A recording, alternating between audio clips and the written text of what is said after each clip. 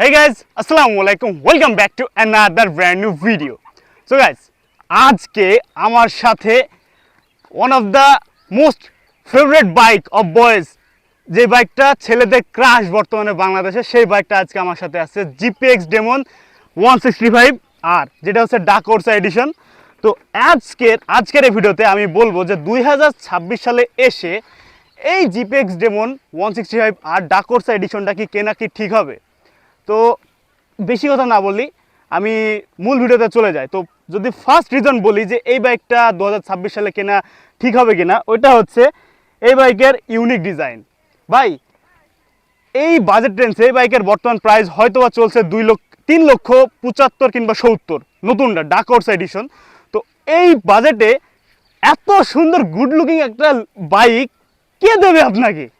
তো সেই দিক থেকে আমি এটা এক নম্বরে রাখবো যে good looking first of all. And the second reason for the bike, যে এই বাইকটা 2026 সালে কেন আপনার কেনা উচিত, ওটা হচ্ছে ইউএসডি সাসপেনশন।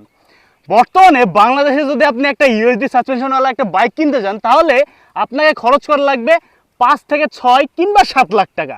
কিন্তু এই বাইক 3,75,000 টাকার মধ্যে আপনাকে ইউএসডি সাসপেনশন অফার করছে। তাও আবার আপনি যদি নন ইউএস মডেল নেন, তাও আপনি 3,20,000-এর আশেপাশে পেয়ে যাবেন। মজার না বিষয়টা?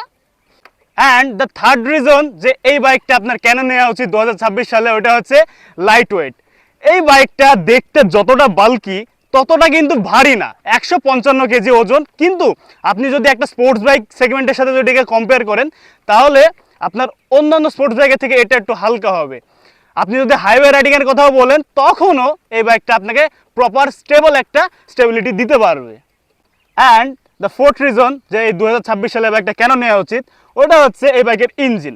হ্যাঁ, অনেকে বলবে, এখন কমেন্টে এসে অনেকেই বলবে যে এই বাইকটা নাকি চায়না বাইক। ভাই, জিপিএক্স হচ্ছে থাইল্যান্ডের একটা ব্র্যান্ড, বাইকটা ম্যানুফ্যাকচার হয় চায়নাতে। তো আপনি এখানে লেখাও আছে ভাই জিপিএক্স থাইল্যান্ড, এখানে খুদাই করে লেখা আছে। এখন বলবেন যে এটা লিফানের ইঞ্জিন। আচ্ছা, মানলাম ভাই লিফানের ইঞ্জিন, কিন্তু এই বাইকটা আমি মাত্র রাইড করে আসলাম। হ্যাঁ, আর এত স্মুথ ভাই আমি বলে বোঝাতে পারবো না। দ্যাটস ওয়াই এই বাইকটা আমি বলবো যে এই বাইকটা ইঞ্জিনটা অনেক বেশি স্মুথ, অনেক বেশি ভালো।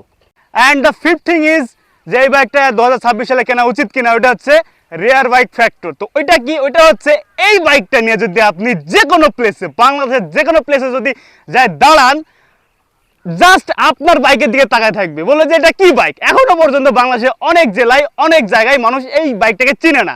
যদি আপনি অ্যাটেনশন গ্র্যাব করতে চান, তার জন্য এই বাইকটা আপনার জন্য সেরা একটা অপশন হবে 2026 সালে এসে। এবং আমি 6 নম্বরে যেটাকে রেখেছি, ওটা হচ্ছে স্পোর্টি এক্সপিরিয়েন্স। এই যে দেখেন, আমি বাইকে বসে আছি, বাইকটাই এত স্পোর্টি একটা ভাইব দিচ্ছে। হ্যাঁ, প্রপার একটা স্পোর্টস বাইকের যে ফিলটা, সেটা আপনি এই বাইক থেকে পাবেন, যেটা ভাই আমার কাছে খুবই বেশি ভালো লাগছে। তারপরে 7 নম্বর পজিশন আমি যেটা রেখেছি, ওটা হচ্ছে গ্রাউন্ড ক্লিয়ারেন্স। স্পোর্টস বাইক কিন্তু সচরাচর একটু নিচু হয়, but this bike is quite উঁচা, একটু উঁচা আছে। আপনার অন্যান্য স্পোর্টস বাইকের থেকে কিন্তু এই বাইকটা একটু উঁচা আছে, যেটা আমার কাছে একটু ভালো লাগছে। কারণ বাংলাদেশে অনেক স্পিড ব্রেকার আছে, যার কারণে তলের এই কিটগুলো লেগে যেতে পারে, বাট এই বাইকটা তো লাগবে না, প্যারা নাই। অ্যান্ড এই বাইকের আরও একটি ভালো দিক হচ্ছে এটার গিয়ার লিভার।